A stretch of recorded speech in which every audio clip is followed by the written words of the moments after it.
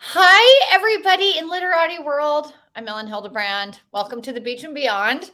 And my March pick for Literati, the Beach and Beyond, was Meg Mitchell Moore's novel, The Admissions. Meg, do you have it there to hold up so we can all look at it? Oh, she has it right behind her. I got it. Okay. There we go. You guys all know what it looks like because you got it in the mail. I am presently in Baltimore. I'm attending my 30th college reunion. So I flew in from St. Thomas and I'm flying back to St. Thomas, St. John on Sunday. So this is like a kind of I'm fitting this in, but I know you guys are all so excited to talk about Meg, about the admissions. Meg, I've been a longtime fan of yours. I was trying to think earlier today. I believe your first novel, The Arrivals, your agent or editor sent it to me and I blurbed it. I loved it so much. And I'm going to say that was in 2009. It came out in 2011, but maybe Okay. it was a long process. So 2009, 2010. Yep. Gotcha. I was already a fan of yours and obviously still am. But yeah, so I can remember where I was standing when I got the email that Elin Hilderbrand had blurbed my book. I mean, I can tell you exactly where I was standing in my town and I was so excited. Yeah. So thank you. And you've been so generous and helpful ever since then. Oh my gosh. Well, anyway, I have to say, I think The Admissions is my favorite. And it's so strange that that is the case because The Admissions, unlike the rest of your books, which are set in Rhode Island and Massachusetts, sort of closer to where I live, is set in the Bay Area. And I know everybody out there has read it, but it's about a family in the Bay Area and they have 3 daughters and the oldest daughter is desperately trying to get into Harvard. And you guys don't know this about me. I am an admissions geek. I'm at my 30th, and that's sort of one of the reasons why I mentioned I'm at my 30th college reunion. I went to Johns Hopkins. It was my third. I applied to 5 schools. It was my third choice. I wanted to go to Princeton. I didn't get in. I wanted to go to Brown. I got waitlisted. And so I ended up at Johns Hopkins. Was very, very happy, very popular, very successful. Everything worked out for me. I worked as a tour guide for the admissions office. And then my senior year, I interviewed the kids that came in. Like I was an admissions rep. They had the seniors interview the kids that were coming in. So I'm like a super admissions geek. And that's why this book really spoke to me. Yeah. So can you tell us, Meg, and I know that you and your family lived out in the Bay Area for a year. Can you tell me how, like the genesis of this book, where you got the idea? I know you have 3 girls. Like, can you just sort of put the pieces together? Sure. It has been a little while since I've talked about this book, so it's so much fun to revisit it. We moved for exactly 1 year, almost to the day, from Massachusetts, where we live, to Northern California. And it was for my husband's job. And he really loved it there. And the rest of us didn't really like it. So we only stayed the 1 year. And then we moved back to Massachusetts, where we've been ever since. So this was now, I think we've been back almost 9 years. Or we've been back 8 or 9 years. It was a long time ago. And at the time, I had published 2 novels. The first one that Ellen mentioned, The Arrivals, and then my second novel that was part of that 2-book deal. And I was working on my 3rd novel, and I thought I had written it. It was a novel set in Maine called The Captain's Daughter. And I thought, oh, this is great. I guess this is just how it works. You publish 2, and then you publish the next one. It's no big deal. Well, that's not really how it works. You have to actually write a good 3rd book. And I hadn't done that yet. I had written kind of a bad 3rd book. So I thought, oh, I guess the publisher will just publish this next one and I'll move along. But the publisher turned down that main book, The Captain's Daughter, and didn't publish it. And I had to start from scratch. So that all happened the year we were in California, where I was trying to write a book. My kids were young and school was really confusing there. There were no school buses. I was driving all the time. There was a lot of parent involvement, and I couldn't pull it together. So I had to put aside that book that didn't work. And while we were living there, the genesis for this book came to me through a few different ways. And I ended up writing most of it after we moved back, but I think I started it there. And I will always remember, I don't know who this woman was, but I was involved for a little while in this cooking club that some lovely ladies at the school had invited me to. And we would do these monthly dinners. And there was a woman there who had older kids. We all had mostly elementary school age kids, but she happened to have twins applying to colleges. And I remember her just casually saying, oh, the Ivies aren't taking from the public schools anymore. We're going to have to look at private school. And I remember thinking, what is this world? And who are these people? And what am I doing? And am I going to have to do this? And it was it was so confusing and new to me at the time because my kids were young, but that line always stuck with me. And I think I have a similar-ish line. I think somebody says something like that in the book. Yeah. I kind of think it all started there. And then I thought, let me look at this world of what these people are doing to get their kids into college. And we were already in this pretty wealthy California town that was very different from where we lived in Massachusetts. It was just the real estate was crazy, and the competition was crazy, and the traffic was crazy, and everything was just heightened. So after a year there, I sort of, once we were away from it, I put it all into the story. Right, which is often what you do. And you probably weren't even cognizant of the fact if you were like a satellite dish for all of this incredibly great information that went into this book. One of the things I love about the admissions, which people have mentioned, is the specificity. So I love specificity in any novel. Like, the more specific details that you give, the happier I am. And the admissions is just chock full of specificity and like where the characters are, like the great geographical like locations and the places in the Bay Area, and you do it so beautifully. Like, if I was going to San Francisco, I would take like notes out of the admissions, like, make sure you hit this place and this place. And also the specificity down to like the girls and like the Irish dancing and the shoes and the hair and the SAT words and the cross country and the playlist, and like every single thing is detailed. And I feel like a lot of times, especially when people are writing sort of lighter fiction, that they generalize, and where the reader really connects, I think, is in the specificity. So where was I going with that? I don't know, but do you want to speak to any of that?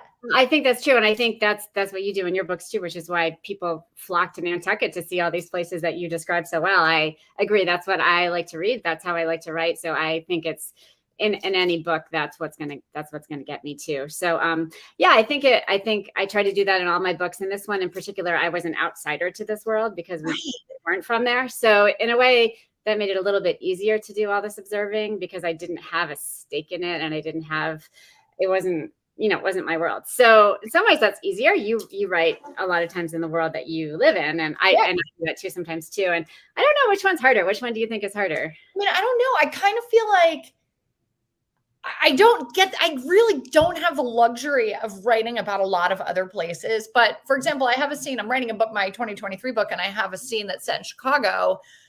And I've spent some time in Chicago, enough to sort of know my way around a little bit, but it was so fun for me to write about my characters. Like, she's driving her Rolls Royce down Lakeshore Drive, and I'm like, oh my God, like I get to be in Chicago for like 4 pages. And it's fun. And I think, especially since you were sort of immersed in it for a year, I mean, it really shines through, like the scene on the Golden Gate Bridge. I mean, there are so many great, and the hiking scene with the mountain lion. Like, that was a hiking trail I used to walk all the time. I do remember, because that isn't even exactly where they live, but I thought I'm going to bring him over to this hiking trail so he can walk there. I kind of missed that trail, actually. That was fun. I never saw a mountain lion, but they did have signs all over, so they do exist there. Well, let's talk a little bit about your characters. So I look, you just love them all, right? Except for the chick that works with what's his face, right? But love the mom. Somebody on the Literati app had a question about birth order. You have 3 girls. Yeah. I have 3 children, 2 boys and a girl, in that order. How let's talk about birth order. It's fascinating to me, obviously, and I'm sure to you as well, since you have all 3 of the same gender. How do you think birth order plays into your own family? And then how did it translate sort of to the novel? That's a great question. I don't remember the exact line, but there was something about the middle girl is either the one that brings everybody together or the sort of divisive one. Yeah. And I love all my children. My middle child is wonderful. When she was younger, she was not the bring everybody together kind of person. She was more of she would be the one to, throw a tantrum at a birthday party, whatever. She's turned out wonderful. But at the time, I remember thinking that this middle child is not my middle child, and that was a little bit purposeful. I didn't want to write my own family, and I don't think I did. But it is tricky when you're writing a family that looks like yours, not to do that. So my oldest daughter was an Irish dancer at the time, not my middle. Okay. Well, they both were actually briefly, but my oldest daughter was more serious about it. So a lot of that Irish dance stuff came from her, but I gave it to the middle daughter. And then the trouble with the things that were going on with the younger daughter. My younger daughter wasn't even close to that age yet. So there were, it was not exactly the same, but I think birth order is really interesting, especially like you said, when it's 3 of the same gender, just to see how that develops. And I'm always comparing with other families of 3 girls I know. And a lot of times it's similar, like maybe the youngest one has the messier room and the oldest one saves her money, but or whatever it is, there's a lot of things that do seem to come along with birth order that are endlessly fascinating, I think. Right. No, I definitely agree. In our case, the youngest is sort of has she's got it all together. And that's also like, is that gender? She's a girl. She's always been the most mature. Always. Like when my ex-husband and I used to go out at night, we'd leave the 3 of them by themselves and we'd be like, okay, Shelby's in charge. I mean, she was 6, and my oldest son was 14. It's like, you can't, right. Boys were just flibberty gibbets. I mean, they just could not get out of their own way. And I think, boys take longer to mature, but it's absolutely fascinating to me. I thought it was very, very well done because Cecily in this book is such a love. Yeah. Great. I liked her so much. I like her so much. Such a love. And it's so heartbreaking during that. I'm going to call it a fesh, but I don't even know if that's how you say it. That's how you say it. Absolutely. Yeah. I mean, all of that was so fascinating to me. It was just, it was so, so great. So let's talk a little bit about how you got published and sort of your trajectory through your career, and then segue seamlessly into like your workday and how your process. Okay. I got published by finding an agent the old-fashioned way, which was just querying a lot of agents when I was ready to sell my book. I had probably done too much querying of agents before I had a book that was ready, as I think a lot of first-time writers do. Yep. I did go to graduate school, but it was for literature, not for writing. I know you have an MFA, Ellen, and I didn't have that going in. So I didn't know anything about really the world of publishing fiction. I worked for a long time in magazines and writing a lot of nonfiction, and then kind of knew I wanted to write a novel, but it took me a while to get to it. And then I had to find an agent by sending out a lot of emails and getting a lot of rejections, many, many, many, many rejections, until my wonderful agent, Elizabeth Weed, took on the book that became The Arrivals. And she's been my agent ever since. I'm on a 3rd editor, not because I'm hard to work with. I'm actually really easy to work with, but as you know, Reagan Arthur moved up and only kept a few years and then left. And then I had an editor at Doubleday who left. And now I've been with the same editor at William Morrow for a few books now. And she's great. So I've had a little bit of movement in that area, but always the same agent. And I have I think somebody said a long time ago, you just keep writing until you write the book they want to make a big book. And you have to kind of keep writing. So that's what I've been trying to do ever since that first book. Excellent. I absolutely love it. And I know that you're very close with Elizabeth Weed, and it's important. I've had the same agent the entire time. I've also had 3 editors because I was at St. Martin. I've been at 2 houses. I was at St. Martin's for my first 5 books, and I had Jennifer Wise was my editor. And then I had Reagan for 20 years or 20 books. And then Reagan went to Knopf, and I now have Judy. And so, I mean, it doesn't feel like I've been bounced around because I've been at Little Brown for so long, but I have had 3 editors and then 1 agent, which is so nice. I always say at this point, I do have a writer friend who's gone through 6 agents. And I always say, it's kind of like your friend that has 6 husbands. Yeah. Oh my gosh. That's a lot. I'm so grateful to have had the same agent. I know. I mean, an agent author relationship breaks up about as often as an average marriage, and I've been with Michael for 23 years. And I always say to him, you're my longest relationship with a man. Yeah. Okay. Yeah. I think I'd be lost if I had to find a new agent. I hope that. Oh, yeah. I hope we never break up. No, you won't. You definitely won't. And so you have a book coming out in June? Same day as yours, right? June 14th. Perfect. Yes. Yep. Can you talk a little bit about Vacation Land? Yes. I have not. I'm full disclosures. I haven't read it. I have it at home in Nantucket, but I didn't bring it with me. Yeah, you have a lot of books to read. No rush. Yes, takes place in Maine, in Owl's Head, Maine, which is across the harbor from Rockland, Maine, for anybody who knows the Mid-Coast area, not too far from Camden. And it takes place mostly in a house that is actually a house that is one of my best friend's family homes. And I've been going there for years and years as a guest and a visitor. And I just finally asked permission with the whole family if I could set a book there. And they all said I could. So I did. So it's a summer book. It takes place over the course of the summer. It's got 3 generations of family in this home, and it's got a stranger who comes to town. It's got some secrets and a lot of Maine atmosphere. Awesome. I'm so excited. Thank you. Yeah, I'm excited about it too.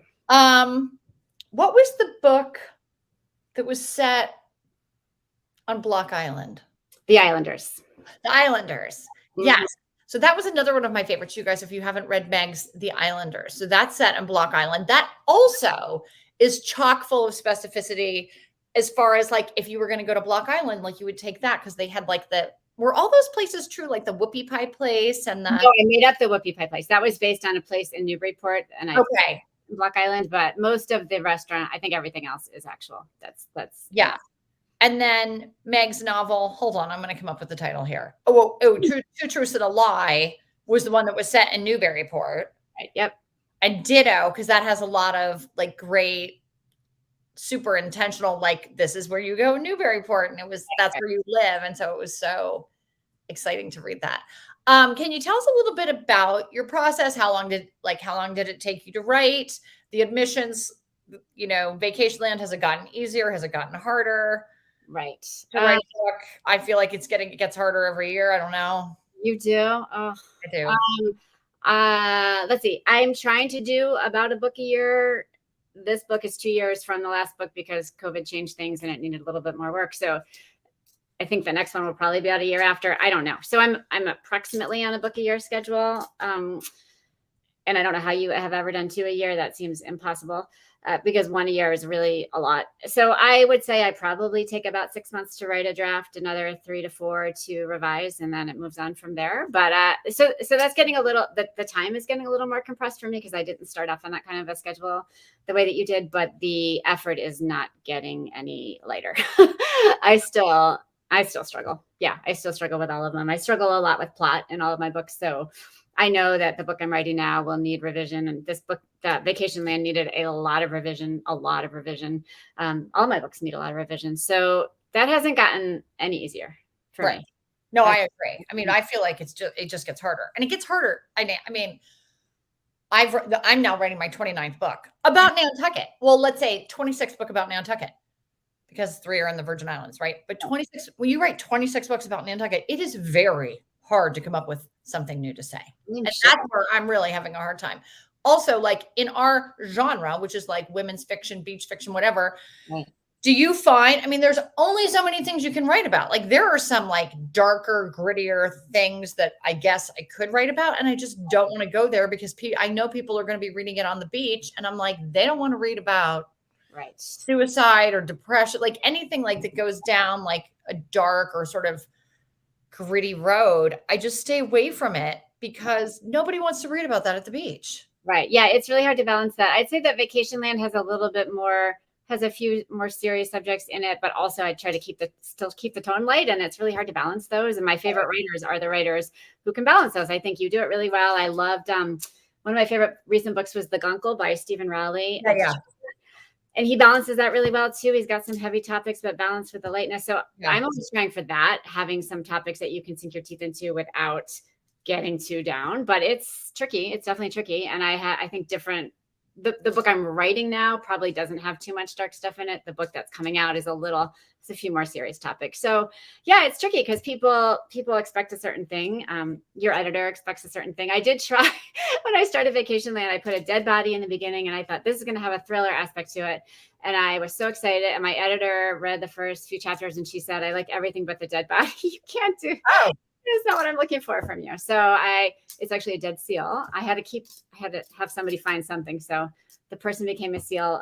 It's not really relevant to the story, but I did think, I'm going to write this really amazing thriller. I don't think I know how to write a thriller, but it turns out that wasn't what my editor wanted. So you do have to pay a little bit of attention to, what people are expecting and who's going to buy your book. And yeah, I know. I'm going to try and write a thriller for my very last book, but well, you've done a couple. You've had a dead body. I've done a murder. I feel like a thriller is different, but I actually don't read any thrillers, so I don't know how it's different. But we'll see if it works. I'm just really very looking forward to my retirement. I can't wait. just because of this exact thing that we're talking about, which is writing is so hard. Right. Doing something new, doing something good is so hard. Character development is hard. That was one of the enormous successes of the admissions. So I want to know, like, everybody has, the great thing about the admissions is everybody has a secret, right? So what's the mother's name? Nora. Nora. So Nora, of course, has the dwarf flax in the backyard. Like, that is like so crazy, you know, and it's so serious because their financial viability sort of rests on this plant. Right. And then the father, you know, has lied about, I can say this because everyone's read the book, has lied about his past. Mm-hmm. I mean, that's huge stuff. And then Angela is like addicted to, or not addicted, but is taking her babysitting child's Adderall. Oh my gosh. You know, is possibly going to plagiarize this paper. So somebody in the app asked that they didn't quite figure out, like, does Angela plagiarize the paper? And the answer is no. Right? That's right. Not plagiarize. Somebody else plagiarizes it. Is it her boyfriend? Oh my gosh, it's been so long now. I'm trying to remember. Lopez. It's Eduardo or whatever the kid's name is. I believe he steals the sister's paper. Right, the baseball player, right? I honestly, I cannot. Is that what happened? Yes.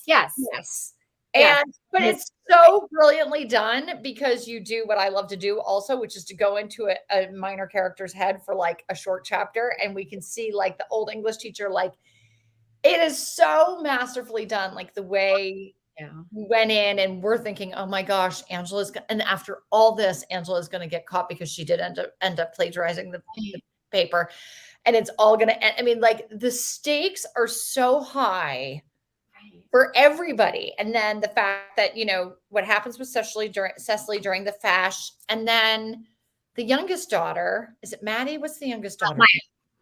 Maya. Can't read, and that's like a serious problem. And we can see Nora like not even wanting to deal with it because she doesn't have the brain space, but also because, you know, it's an enormous undertaking. Right. The child has a learning difference. Like, how do you, then, you know, it's basically like becomes a full-time job trying to get it fixed. Right. And so everybody in that family has these enormous things at stake.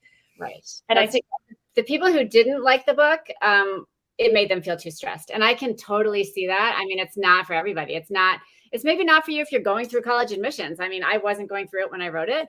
I went through it last year too.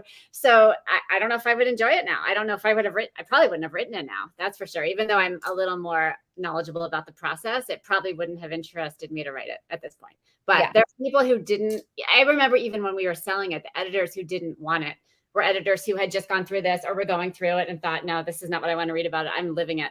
So I know. I mean, it's like a serious thing. So my boys, I mean, let's just talk about college admissions for a minute because I just absolutely love it so much. My boys were so different. So Max graduated from Nantucket High School. He's at the University of South Carolina. And, you know, he wanted a big Southern school. And I was savvy enough to know, like, he doesn't have the grades to get in to Harvard. I think when I had children, I thought they were all going to like Harvard or Duke or whatever. I don't know what I thought. I definitely thought that. And then once they grow up, you're like, okay, you know what? That is just not happening. Right. It's not happening. And then my daughter is at like a very fancy boarding school in Newport, Rhode Island. She's at St. George's. Oh. And I'm wondering, like, will her college admissions like be more like Angela's? Like, will we be super stressed? Oh, so I told her that we're going to write a novel together before senior year so that she can hit the bestseller list before. I know it is really funny. And I think it's also changed a lot. I mean, COVID changed a lot of that too. So I think a lot of those stresses sort of went away on their own because they had to. So I think it's a different process now than it was also. But I mean, it's harder to get into college than it was when we were young. Oh, for sure. Yeah. It's harder every year. And then how have your girls navigated it? So one is a freshman at St. Lawrence University in upstate. And that she's running there. So she wanted she could run and ultimately chose that school, which is a great fit for her. But she was all over the map. She, you know, had applied to Brown and she was everywhere. And and ended up at a school that wasn't what she thought was what she wanted. It turned out it was, and it was great. So she really had the COVID, the COVID timing there too, which made it tricky. So that was different. And then my middle one is a junior now, so she's just starting. So we're kind of starting. We kind of learned a lot the first time, and we're keeping it pretty easy. I have not noticed people going as crazy here as they probably were in Northern California. Oh, I mean, definitely not. No, definitely not. And it's so funny because there are the hot spots. Like I would say, like Nantucket High School, nobody cares. Wellesley, like I have a girlfriend whose kids are in Wellesley, and like that is like very serious, like very sort of like those wealthy suburbs of Boston, and I'm sure Lexington, all those towns. Yeah, I mean, we live in a great town with a great school, but luckily it's not like that, and we don't have to really deal with a lot of that, which is nice. Which is good. Yeah. Okay, I want to end on a couple questions. So I want to ask you, what are you reading? Do you have anything to recommend? Okay, so what am I reading? I am reading The Jet Setters by Amanda Ward, which I had missed. You blew that. Did I read that? I read that. What is that? The family that goes on the cruise, the mother and her 3 children, and I missed it for I mean, it just took me a while to get to it for some reason. Yeah. I'm loving it. That's exactly my kind of book. It's a family story, and it's got all those things that we just talked about. It's got different points of view and a great setting. So I'm loving that. I just am almost done on audio with The Paris Apartment, speaking of thrillers, by Lucy Foley. Okay. So that's the whole other end of the spectrum. And that's my editor, which is probably why she doesn't want a thriller from me, because I could never. Right. Okay. I could do it. So I'm usually listening to something and reading something at the same time. And I get through a lot more books when I do a lot of audiobooks. Do you do audiobooks? None. I've never even listened to my own. I haven't even listened to my own audiobooks. I mean, also then like, why would I listen to my own audiobooks? But people apparently like them. Yeah.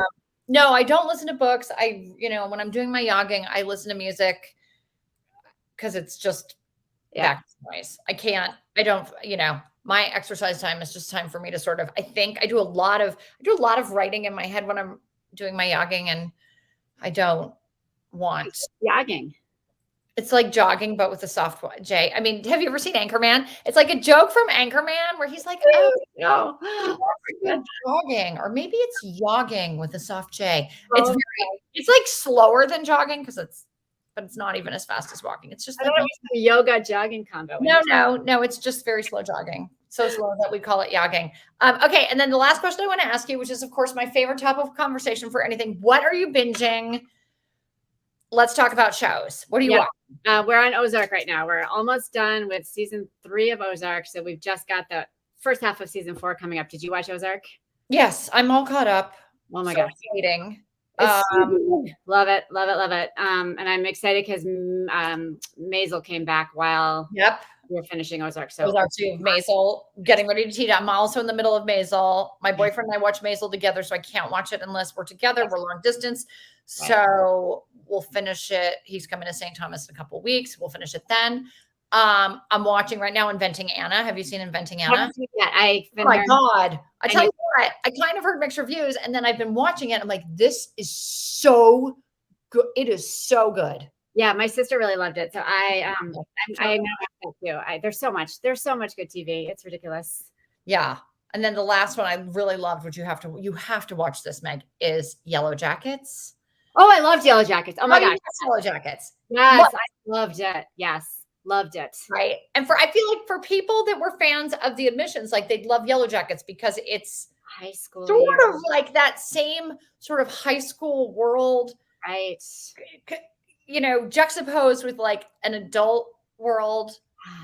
It's so good. It's so violent, but so violent. I always have to tell people you have to be ready for the violence. Yeah. I mean, they're definitely like, especially like at the very, very beginning, like I'm just like I know.